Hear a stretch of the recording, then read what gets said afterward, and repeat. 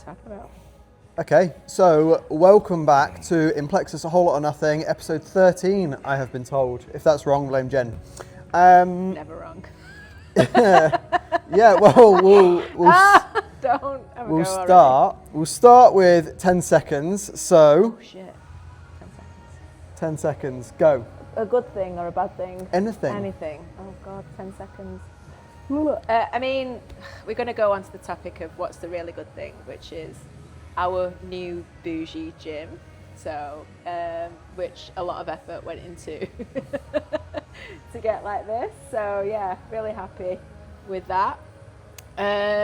Went down to Books this weekend. So yeah, nice. Well, nice weekend, long weekend. But yeah, good. What was the highlight of Bucks? To say there were so many competitors and it's so big, it was organised very well. Like, might have been like a slight delay here and there, equipment like slightly off, but all in all, it was really well run. Everything seems to be on time. So, and I only spent one day there. Obviously, Books is like 3 or 4 days or whatever normally. So happy to have just spent the one day in that chaos, and then refereed in the afternoon as well, which was interesting. So a few people getting called for not having their full grip, but that's for bench, not for squat. Right. So kind of like a bulldoggy type grip, still like around with the finger, but the fingers not fully around the bar. They were like perched on the edge there. Right. So that caused a lot of lifts. Is that a new rule, or is that? No, the fingers have to be around the bar, not like perched to the side of the bar. Interesting. Okay, fine. Yeah. So yeah. I just assumed that you weren't allowed to use a suicide grip. Not a suicide grip. It's where it was sort of semi-suicide. Like the thumb wasn't fully around and the fingers weren't fully around. So like I just not happy with that being super safe. I want thumb in. What about you? Hold the shaft. All the fingers and thumb wrapped around tightly. 100%. Just squeeze it with your life. Choke that bar. Anyway, your 10 seconds. I went Sunday, went to the Dales, which was nice. It was nice and quiet. Had him just off lead and he was wandering off everywhere. Seen some cool kilns, got lost a couple of times, which took a bit longer, but it was really nice down in Gunnerside. Did that and then went to a Syrian restaurant at the top of Roundhay called Bab Tuma. They got a few of those around. I think they got one in Manchester as well, but that was really, really nice as well. I had, is it baklava? Was it baklava? Baklava. Yeah, I had that for the first time. That was nice with ice cream, which I don't so really nice. eat sweet, but it was like, mate, we got a free dessert each because once you signed up online to book a table, I was like, right, we'll have one of those. Yeah. So that was really, really cool. Baklava's Turkish, isn't it? I suppose Turkey and Syria are quite close, aren't they? Yeah, it was really nice. Nice. I thought you were on a diet. I am, but I'd only eaten like, say, prawns and half a bag of rice twice in the morning on the walk, so I was dying. I was like, I'm so hungry and I'm so tired already. So, I kept my calories basically calorie banked for the evening so I could just go a bit more. So you could eat all the baklava. Yeah. Eat the back of a what? Eat the back of it. Oh, right. Yeah, right. That's what you said. I was like, no, mate. Baklava. No, you just said the baklava. How do you say it? Baklava. Baklava. Not back of her. That's what I thought you said. Yeah, no, mate. Just fuck's sake. I'm not announcing that. No wonder you're so fat. Well, anyway, 10 seconds, Chris.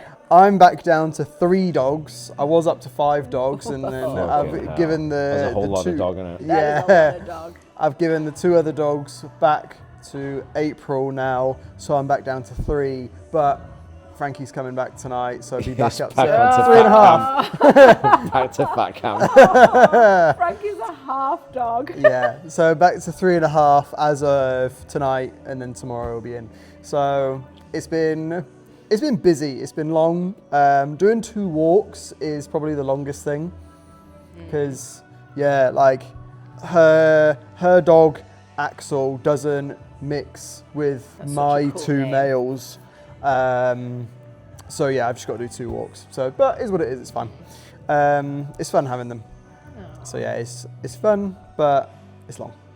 Anyway, let's get on to topics. So topic number 1 is we've been very busy this weekend.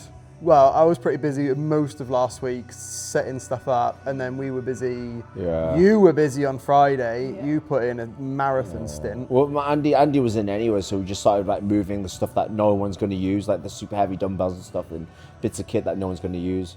And moved it all outside, so it just meant like it was easier to prep, because the hardest part was just prepping it, like putting all the sheets up. Fuck me, that took way longer than I thought it was going to take. Yeah, that was scary. So like when we started at 9, and it was like I looked at my phone, I was like, it's been an hour and a half, 3 we've not even o'clock. painted yet. We've not even painted yet. like, oh god, it's gonna be a long day. And then running out of paint, and I got to B&Q and it was like, yeah, Johnson's, mate, we don't do that paint here. I was like, oh shit, Johnson's is closed. I was like, right, what can you do? And it's like, if we get this and get it really fucking wrong, it's 2 different shades of grey, and it's gonna look shit in We've it. not got grey, but we've got pink. Yeah. Yeah, no, it looks good. And like the grey that you got from B&Q like matched almost And exactly. it's much cheaper, isn't it? How much were you paying? So I was paying double. Wow. I saw a Chinese guy, like, yeah, he's going to want this cheap. We'll give you this one, we'll give you this one. So I was like, are you sure it's going to be good? Yeah. Was it 40 quid for 5 litre, for 10 litres in the end? Yeah. And you were paying double. I was paying 40 for 5 litres, and that was on offer. Cheap. Yeah. Was it 30 litres of paint in total? So you got 20, I got, what did I get? I got 25. Fuck. So 45 litres of paint. I've got probably 7 litres left, I reckon. But it's still a lot of paint.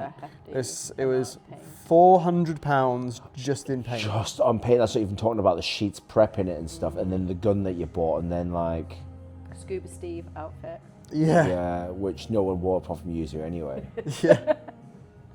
I look like a... I regret not putting my hood up, not going to lie. Why, have you got green hair? Not anymore, but on Saturday night, I was probably in the shower for 20 minutes just rubbing my hair. You can shave it off and still grow it back. I don't know about how that happened for me, though. I shaved it off. That's how Joe spends his weekend, isn't it? What? Rubbing his head. He does 5 a day, innit? To keep the doctors away. I said to you that I had like paint in my nostrils. Yeah. I was like this. Did you? Were you just like this? Inhaling all the paint? Like, doing such a great job up there, Chris. So. I was just like, I don't really want to stand over as he's spraying, because I might be breathing in all this cancer. I know, like Chris is like, I'm great, mate. We're like 2 weeks later, like, Yeah. I've got a bit of a, my chest hurts. Yeah. Oh wow. But yeah, Fun. it was good. It was good fun to get in. But yeah, like you guys put in an absolute shift on the Friday. Saturday we were in at 9. And Andy's mentioned to Andy's client as well, who popped in as well to lend a hand. So that was Yeah, Martine, she came in early to help with the dust sheets. Yeah. Dust sheets did take the longest. They were Like mental. you guys were dust sheeting like all the way through the day until what time did you guys go? It was, 7? we didn't start painting until Yeah. about, you didn't start painting until about 12 or something like that. Yeah. Like, fuck, we don't got much time. The painting, like with that spray gun, like that was actually quick. Like Yeah. the roof was hard because I had to avoid the sprinklers, avoid the lights, do all that. But the walls were rapido. Yeah. I was saying to Megs, I reckon if I didn't have to paint the ceiling, I reckon I could have painted that whole gym in under 10 minutes. Yeah. Fuck. It was just, it was so rapid. It was literally like zzz, zzz, zzz, done. Yeah. But yeah, it was long. Yeah, I got out of here at about 9:30 on Saturday because I finished That's off long. this roof and like just touched up a few bits as well. So I got out of here about 9:30 on Saturday. It was really satisfying to pull out all the sheets, though. Yeah, Just it to was. rip To be all the fair. dust sheets Yeah, off. the most satisfying one was the physio ceiling. You know, the white to grey. Yeah. Just to pull that off, I was like, ooh. But there's one little grey, Good there's job. a tiny little grey mark on it that I was a bit gutted about. But I don't have any white paint, so I can't touch it up. That's pretty you high see up it? to touch up as well. Yeah. Fuck going up there. You on the ladder on Saturday night. So Wiley had a sneezing fit on Saturday night, and he was like one rung up the ladder, and he was like, "Come on." Go on. I'm gonna fucking fall off. I'm like I was like straddling those two poles, trying to then get my legs round to be able to like get down. You're like, please don't like do anything to me. Your like face was like going white, because you were like, I don't know, one step off. Yeah, I was on stuff from the very top. Oh, it was hilarious. It was funny, yeah. But no, I'm so glad we got it done. Yeah. Sunday was just a minging day. Again, I was back in at 9. I did 9 till 7, I think. And that was just moving kit. Yeah. That and scrubbing. I was scrubbing for 6 hours. Got to about 3 p.m. and I was like, I'm actually gonna have to start bringing some kit back in because the gym was still empty at like 3 o'clock in the afternoon. So I was like, shit, I need to get a move on here. So yeah, I was just like scrubbing most of the morning, dust sheets, and then started moving kit. Sunday night, Andy came in as well, and he did all the rest of the kit. Fucking Like hell. I put the essentials in. I was like, right, okay, I'll do like half the dumbbells, like the light ones, and the kit that people need to like operate in the morning. And then Andy came in and he did the rest of it. And he put in a shift.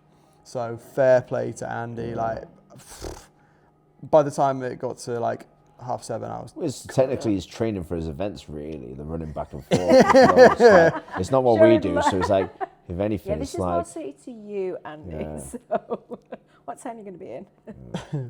Yeah, I did put a shift in, to be fair. But yeah, no, like really, really happy with it. I've been dreaming about this for about 4.5 years. Wow. Like not even joking. Okay, I've that's a been long like time. 4.5 years. I've been looking into the gym and thinking like, right, okay, how many dust sheets am I gonna need to like cover some kit? Can I come in and do like a couple of hours here and there on like an evening or whatever? And like for the last 4 years, I've been like literally thinking like, can I do this on my own? Can I just do like an hour here and there? And every time I would think about it, I'd be like, I don't think I can. No. So yeah, it was Even the full weekend Even job. at one point, I was like, I don't think we're gonna get this done in the weekend. No. But it's fucking fair dues. Like, you got it done. Yeah. Yeah, we did. And like the finishing touches got done this morning. Coming in to see that a minute ago, like properly buzzing. Like it looks so Yeah, good. It's nice and bright in it. Yeah. Less dungeony without the LED. It's like With the LED. Bowser's Castle. Yeah, it did Yeah. feel Bowser's Bougie Castle. Bowser's Castle. Yeah. So good. It looks really good. So we'll start posting some content because like yesterday I was getting tagged in like all these stories, but I was like, I can't share it because it's not done yet, damn it. And I was out with my squat. I was like, oh, just like on the DL. So like everyone's tagging these stories, but like I'm like, no, I can't share this yet. It's not finished. But yeah, now I'll start sharing some content now, putting it out there. It looks really good. So yeah, if you aren't a member or you haven't been down to the gym for a while, i.e. yesterday, come down and have a look what it looks like because I'm dead chuffed. Yeah. So, yeah. And give us a visit. It's good. Yeah. Be worth it. So yeah, that is that. Unless there's anything you guys. No. No. Happy with the end result, really. It's good. Yeah. Yeah. I'm dead happy. And like I suppose the main thing for me now is hopefully everyone that comes in and uses the gym respects it. Yeah. Like it looks good. It's what everyone wants to come down and train. Everyone wants to train in a nice environment. Like you want to have number one, a nice community, number two, a nice environment. Yeah. Like they're the two things that are very conducive to improving in your training. So hopefully everyone respects it. Yeah. If you've got like loads of chalk on your hand, if you touch the wall when you don't wipe it off, I'm gonna call you a cunt. Or Other just than that, smash plates off it. yeah, Put rest plates and bars on it. yeah. Chip it. Yeah. Or But just take a shit on the floor. Fingers, don't take a shit on the floor. It's bad. People do that though. A bad do idea. that. Yeah. We've got loads of cling film. We could just cling film Yeah. everything. yeah, I've still got like 600 meters of cling film. So that's the point. If you're a food caterer or anyone wants some cling film, like honestly, Or a penchant for cling film. yeah. If you want some cling Some film, sort of I'll do you some good deals on cling film because I've got about 600 meters that I've not used. Oh wow. Anyway, let's talk some training. Let's talk. Oh, we're gonna go very quickly into this topic because I'm conscious we don't have much time. How people move and how they coordinate themselves, I think, is the best way of putting it. So, For me, it's very, very obvious to see someone that has previously done team sports or any sort of sport, really, for that matter, because when you ask them to do a squat, a lunge, an overhead press, something like that, they can coordinate themselves. And even if they've never done that movement before, they can look at you doing an example and pick it and up then close quickly. to it. and then mirror it. Yeah. However, people that haven't ever done that can't coordinate their bodies and they don't have the proprioception. I'll give the example of, okay, I want you to do a shoulder press, and they press the dumbbell, but they end up out like a mile in front of them, and you're just like, yeah, just overhead, and they're like, I am, and you're like, no, like above your head, and they're like, Is that because their lats and pecs are so fucking tight though? I know. This is overhead. Yeah. Yeah, the movements, like, you can just see the flow, the timing, they pick things up a lot quicker compared to someone that isn't, where you know, you get that jerkiness, you get that unbalanced. Yeah. Yeah. They It's struggle. also like a two-part thing sometimes. Yeah, Whereas they you struggle get to the pick clean, things it's up. like it's Yeah. You've got to almost less fluid. strip it back and be like super simple. Whereas with someone that's like, they've got that flow, it's like you want to challenge that a little bit. You want to be able to like, okay, so you can move. Let's see how well. Yeah. Another one is like a reverse lunge, and you know when they put their back leg back, but they put their back and across. their back foot back, and they put it like sideways on the ground. Yeah. And I'm like, yeah, just do that with your toe and like bend your knee a bit and stay on your toes. And they do the same thing again, or like it looks even worse. And I'm like, shit. Yeah. And then you really, really got to go back to basics of like, okay, how do I now coach this person? Like, what do I need to do as a coach to get my points across? How can I explain to them like, right, okay, where they're moving their body in space and time, and then how can they best feel that for themselves? Because I'm not going to be able to be there every single gym session with them. So if I set them something, they're going to have to be able to perform that on their own. So then like, right, okay, fairly safely. how do I strip this? I can get them really safely on machines, but machines aren't going to better them. So what movements can I be doing? And like, I would pick super simple things. I wouldn't probably go for hinging without me there, but then something like a goblet squat. Okay, right. To a box Squat or down, something sit like up. Like, okay, how wrong can that potentially go? And then the coaching side of it. So let's step into that a little bit. You have a power lifter that's coming in, and they're very, very new to a back squat. But you've done all the stuff before to get them up to the back squat stage, and you're like, right, okay, we're gonna see how this looks. They squat down, they come up, and they're like, how was that? And you're like, yeah, fine, do it again. They squat down, they come up, something different happens, and they say, how was that? Me, I think some people get a little bit, not pissed off, some people don't understand the way that I coach that new lifter initially, because if they're doing a different thing every single rep, as a coach, I can't put any fine cues in there. Like if something major is going wrong, I'll address it. But I can't put any fine cues in there if something is changing every single time rep. anyway, because they don't have control of their body to then take on board what I'm saying and act upon it. So I have to wait for the point where every single rep looks the same, even if it's wrong. I have to wait for the point where it always looks the same, and then I can be like, okay, let's change this. Yeah, it gets to the point where that's that new to something, like you're gonna have to just let them keep doing it wrong, because it's a case of like, well, unless they're in a way of hurting themselves, it doesn't really matter. As long as they're lifting safely, it might not be pretty. You just got to let them keep doing it until eventually they're like, okay, now this is how you can fine tune it, because it becomes more consistent of, oh, it's only this that we need to change now. Yeah, that's I what like you're saying. to ask them kind of what they feel when they've done it. Yep. So it's like, right, well, how did you feel doing that movement? It's when they go, yeah. What? Yeah, that's good, yeah. Well, I felt my hamstring, and I'm like, okay, this is gonna be bad. Yeah, but hopefully then they get like a little bit more of a sense of themselves and how it feels, because I think a lot of the times when they're not sure how to move, they're waiting for you to tell them, and it's you can't. They've got to learn how to move with your instruction. But if you give them too much, then it's like overload. I don't know how. Like I'm overthinking Then it feels like everything. freezing. They're super stiff on there afterwards. Yeah, it just makes everything worse. Yeah. Yeah. When you've just said that, you reminded me of a trick that I played on people. When I used to PT at JD, I basically had a picture of like an anatomical skeleton, and I had like 4 muscles, and I was like, right, okay, if you put these like labels of the muscles, so I had like the name of the muscle, if I was like, if you put these on the right muscles, I'll give you a free personal training session right now.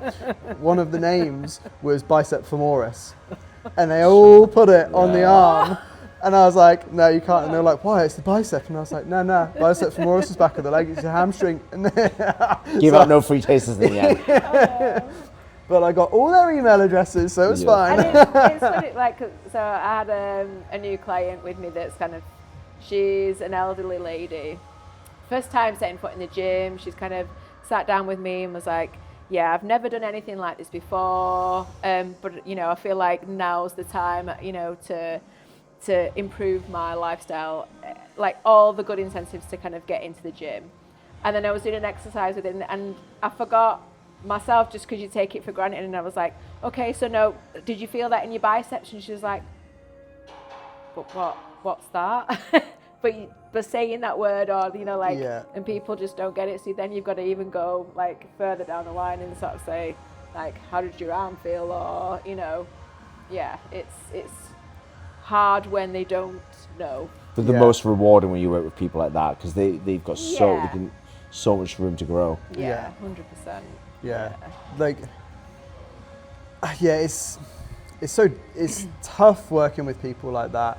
Again, like years and years ago, like probably one of the first people I ever worked with outside of university was a rehab patient, and this lady had fuck knows, like 12 operations on like one knee, Christ. 6 operations on the other knee, 4 operations on her hips. Like honestly, she was What's like, she doing? She in the war or something? What was she doing? Yeah, this lady was wrecked. Anyway, she came to me and she was like, like going through, and I was like, okay, right, I'm not going to be able to fix you, but like, what do you find difficult in like day-to-day life that I can like potentially try and help with? And she was like, well, I've never actually, in the last 30 years, I've never been able to like walk up the stairs. I always have to like bum scoot up. And I was like, okay, right, let's just take this back a second and we'll aim for that. Anyway, I spent an hour,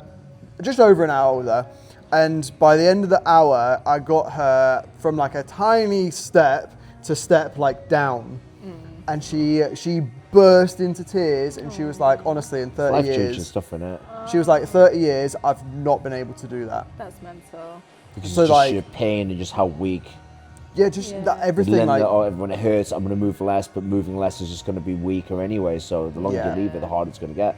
The tighter you're going to be. Yeah. So good, isn't it? Like I think you kind of take for granted those things that you do easily, and then when someone's not able to like have an inverted commas normal life, it's like it is life changing to be able to just just get up off the toilet and sit back down, and it not be a struggle.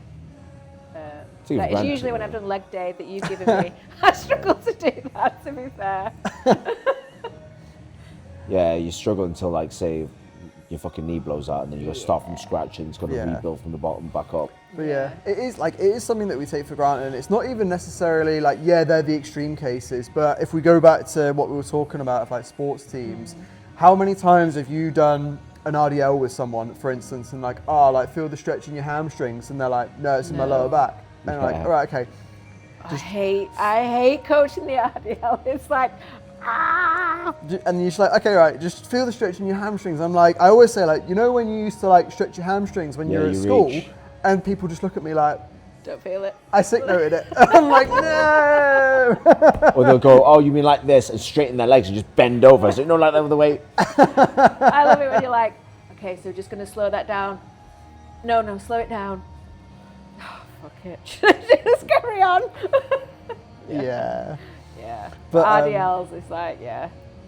Sometimes it's a difficult one to get through. You've got to think outside the box to get them to feel it where they need to feel it. Yeah. But yeah, difficult. Yeah, RDLs is tough. It's one of the hardest ones. The other really tough one that, like, I still struggle with this sometimes because the cues that I have previously found that work for people, like, just 100% do not work for others. And that's someone, that has like a lot of spine flexion. Whenever they're doing anything, they have like a lot of spine flexion. I'm like, right, okay, we want to get like a little bit more neutral, like even into extension, and they just don't.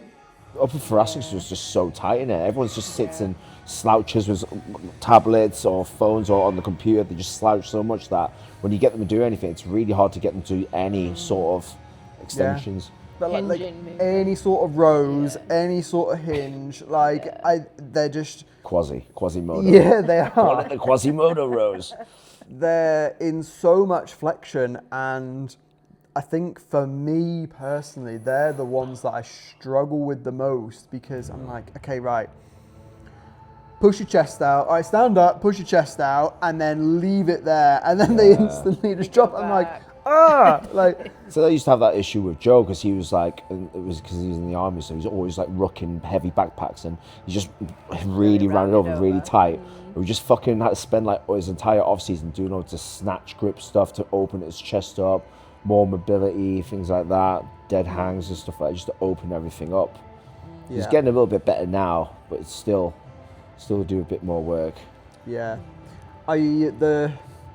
the only thing that I've really found that like genuinely helps is going like full send the other way of giving someone almost like a clean pull and being like, right, okay, we're gonna touch on some like Olympic lifting, like you say, snatch grips or whatever, but we're gonna do it how an Olympian would pull the start of like a clean in like loads of extension, and we're gonna go that way. And I go full send the other direction, and I'm like, right, okay, that's good.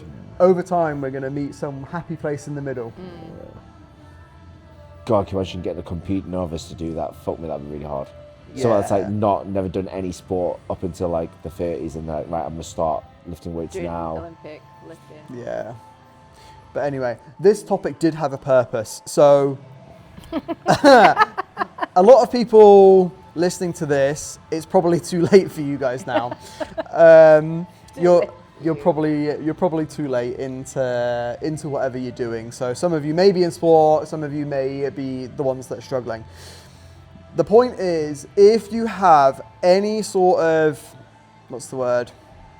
impact on children, how do I say it? I don't know what you're trying to say. Like if you guys have any sort of sway in what a child might like to get involved in, encourage them into team sports. Yeah. Encourage them into like especially team sports, football, rugby, hockey. So many like communication Although, skills, social skills, so many things you can pick up from that. It's a tough sport, but my daughter played gymnastics. My daughter did gymnastics from a young age. That's a fucking big discipline, that. It's a big discipline, but I think it's one that would benefit most children to have that in schools, because it just teaches you a foundation of how to move, how to control yourself, like how to get strong. And like now she plays rugby, like she knows how to control herself, she knows like how to use a core, like she's strong, like everything just works.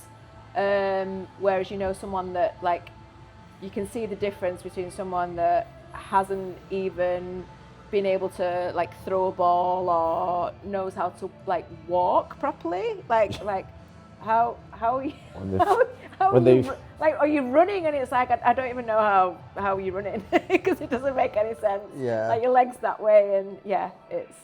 it's odd. Or you can see some child that's been sat in front of a computer screen and just not being able to use the body the way that it's made to. Yeah. Throwing a ball is an interesting one actually because there's a few studies out there on it, and it's like it's not just studies of like how to throw a ball, it's like learning studies. And the most effective way of teaching a child how to throw a ball, as the example, it could be kicking a ball, it could be jumping, it could be whatever, but anyway, is giving them targets to hit. So say if they can only throw from like me to that chair, and then like, right, okay, you have to throw from me to the other side of the desk, otherwise you've got like a five burpee forfeit. And then all of a sudden the child is like, they try a few times, they try some like different things, and then all of a sudden they find like what works for them to be able to get that extra bit of distance. And in that one session you've doubled their distance. Then you go again, like, okay, right, next session you have to be able to get 3 meters further, otherwise you get another forfeit. But you just you leave them to it, you leave them to problem solve. Yeah. And the children, because they're so plastic and because they do problem solve very well, and they try to find the most economic route for their movements, they can just work it out themselves. So a lot of the things are overcoached, and it's a lot of the time why I do what I do with the squats. Like a lot of the time movements do just clean themselves up. People want to be the most people want to take the most economical route possible. That is that is often the most mechanically efficient route, which is what we want from a squat or a bench, deadlift, whatever. So a lot of the time that's why I sort of leave them to it a lot of the time, and it's why I sometimes progress weight maybe quicker than what they would have previously thought of doing. But if I put some more weight on and I'm like, right, okay, just keep doing this, then their body works it out. So I think some things are overcoached, and especially with children, like a lot of the time, just let them work it out, let their bodies work it out. It's just one of those simple things of like just practicing, and practice makes perfect. Yeah. As a prime example is like, I've got a few friends now like in Newcastle, and they actually coach skateboarding. I remember when we were growing up, there was some tapes that came out really late of Tony Hawk's VHS videos of showing you how to do an ollie or a kickflip. But before then, we didn't have any of that. And it'd be a case I was just drilling something. I was like nowhere near landing it. Couldn't even land it flat on the ground for like years and years. And then I stopped for about 6 months trying it, gave up and tried something else. Came back to it, and for some reason it just happened. I landed the 360 flip, and everyone was like, what the fuck you just do? I was like, I don't know, I've just landed it. Can you do it again? I was like, I'll try. And I did it again, and I did it again, and I did it again. I was like, fuck, what's happened? And it's just from just practicing over and over again. Yeah. It takes ages. Yeah. And your brain plays a massive part in it as well, of like connecting neural pathways. Again, I can give an example of like when I was first learning to windsurf, when I first stepped on the board, I was so shaky. I was like this. Then I was like trying all the things, but I was still really shaky. The next day I came back to it and I was like dead stable on the board just because I'd slept on it. And like my brain had like worked out, been like, right, okay, like this is what you need to do to balance. Just balance. So what's that thing with, like sort of in sport where you train to a certain point where you're not overly fatigued, so when you're doing a movement that you like the last, I don't know, 3 or 4 or 5 reps are absolute dog shit. So then you're ingraining this dog shit movement and you go and you sleep on it, and then you come back, and have you remembered the good movements that you've done, or has the pattern of the shit movement been ingrained? When do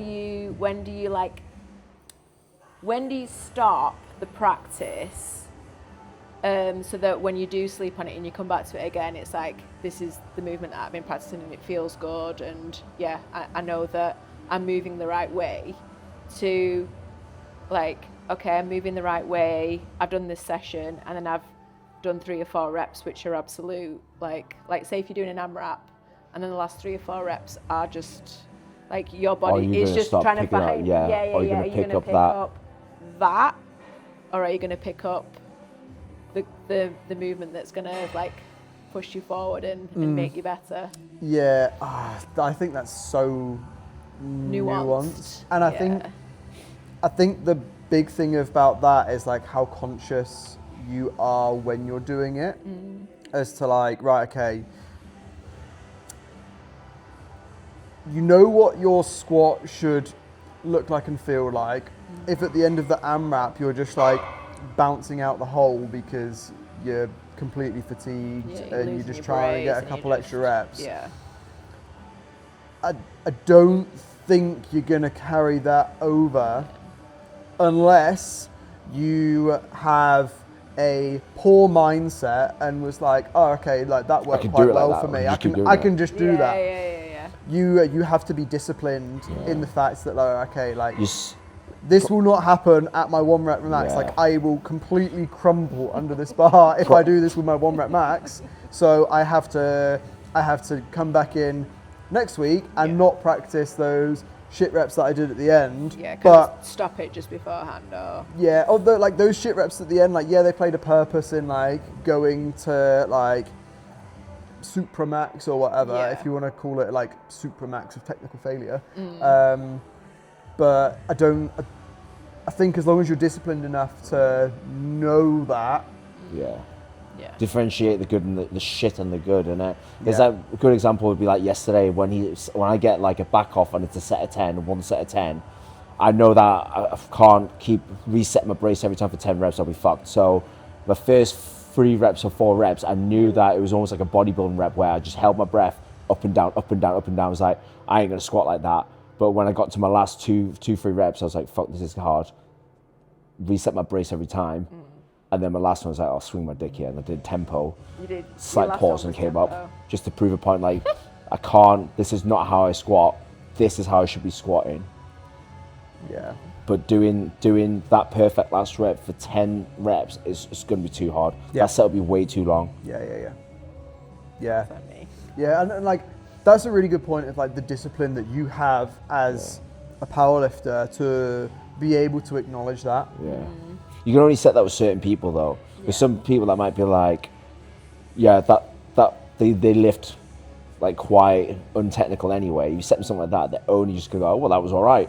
I could do that. I must keep doing that. It's like, no, mate. And it falls down.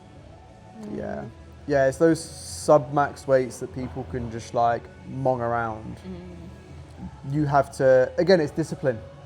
It is just purely discipline of, like, right, okay, yes, I can mong this about. I can bounce out the hole. I can whatever. Like, if you're benching, you can not even use leg drive, whatever. But is that going to make you better? No. Don't be a monk. Don't be a mong. So yeah, let's wrap up there. So don't be a mong. Be disciplined. Send your kids to team sports. So that's the point. I really like team sports because there's change of direction, and I think that's super important for coordination, joints, like coordination of joints, balance, etc., and like ligament and tendon strength. I think that's super important. Gymnastics, yes, agree, super important for core, being able to like move your body very precisely. I think if boys don't particularly want to do gymnastics, do martial arts, I think that gets a very similar like effect that way. Good etiquette as well. You're surrounded by a lot of respectable people. You know how to behave. If you don't behave in a certain way, they'll just tell you straight away. Yeah. No fucking around. Yeah. So yeah, like I really think kids should be doing those sorts of things. And it was very interesting. Someone came in the other day and they were like, my child. Oh, what did he say? It was like my child's going to be an Olympian or my child's going to do something. And it's like, right, okay, what are you doing with it? And he's like, I'm doing absolutely nothing. I'm doing gymnastics. I'm doing gymnastics, but the gymnastics teacher said that I'm too harsh on him. I make him cry too much. And Jesus. Oh, what's that fucking documentary? Is it Trophy Kids? yeah. And then someone was like, "All right, what does your kid want to do?" And they're like, "Oh, he wants to be a gamer." And he was like, "But he's not. I'm banning him from gaming." And I was like, well, maybe like just do what you want to do. Difficult. Gymnastics parents are crazy. It's like, so what level is your daughter doing? Mine's been doing it for 2 weeks and she's already doing triple backflip salsa fucking bullshit. And I was like, I don't even know. I don't watch mine. I literally just kick her in and then like leave and come back. Sometimes. No, I don't. No, I do. But yeah, I mean, it's good. Like, obviously, not having to go at parents, but you got you know, you invest in your child, don't you, so that they can have a good quality of life. There's also being like overly invested, like when you see them on the sides of like football pitches and they're shouting at the kids like that was like dog shit, and it's like that's, you know, not helpful. So yeah, that happened to my best mate growing up. His parents like really pushed him, and he was a gifted athlete, don't get me wrong. Like he was, so we played football together, we played cricket together. Cricket was his main sport. So we went up through like a lot of the levels, like played county. He was the best player by a long way. And when we went into like men's cricket, he went straight into like the highest level. So we had down south, we had the Southern League, so it was like all of the south, and he went in straight into the Gold League. And at 15 years old, he scored the most amount of runs for anyone in the whole Gold League. And that's like the highest level of men's cricket you can get down there. And he was like 15 and he scored the most amount.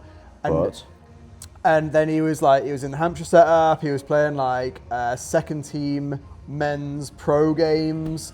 And then at 17 or 18, he played for 12th man, but played for England against India, men's. Nice. But as soon as he was 18, even 17 to an extent, he was out. And he was away from his parents. On the sesh. Get the bags in. Having a good time. Yeah, he was literally like out all the time, and like he just didn't like. Whereas when he was younger, he was at training like almost every day. As soon as he could get out, he was like, "Nah, I'm done." Yeah. And like, it's just too much. Counties were giving him like contracts. They were like, "Oh, like we want to sign you," but he was like, "Nah, I don't want to. I'd rather be like out with my mates." And I genuinely think like that came from his parents pushing him too hard. Yeah. You've not had that balance from the beginning, I do, where it's like, it's almost like if I shelter my child from everything that's going on and then they do get to experience that, they're just going to go wild and go, like, you know, have this euphoria moment, which is kind of what like it sounds like your mate did. Like, this is fun. Because like the child or the person doing the sport, they've got to want it. 100% they got to want it. Naturally let them gravitate to what sport they want to do, and then just go, right, let's just invest into that. I was never pushed into it. My mum was just always working, and it was just no one around. It was just a case of you're causing too much shit at the shop, mate. You're just fucking around all the time. My uncle's like, you can't stay at the shop, you're just causing too much shit, so we're just going to send you to karate. And that didn't last very long. Got up to yellow belt, that didn't last very long. And then it sent me into something else. And eventually I watched that Extreme channel, found skateboarding, and just stayed in it. I was never pushed to do that. I just loved it. I was obsessed with it. Yeah. There's a lot of sports, like swimming's the same, isn't it? It's like getting up at 5 o'clock in the morning and swimming for so many hours, going to school. Then I don't even know if it's like lunch break and straight after school, you like your swimming. So you've just got like your social life is that. It's on top of that, you got to do it around school as well. So it's just the days are so long for them. It's just too regimented, I think, too early on. And then you're getting pressure when you do get home, like, oh, how was training? And how and you're just like, yeah, fuck this. I'm gonna go out. Yeah, mad. Anyway, right, let's wrap up. A lot of information there. A lot of things talked about. A lot of nothing, but a lot of something. It's a whole lot of nothing. Okay. This is the point of the podcast. Thank you very much for watching. Give us a like, follow, all the good stuff. And come and see us in our new gym. come visit. See you Yeah. next week.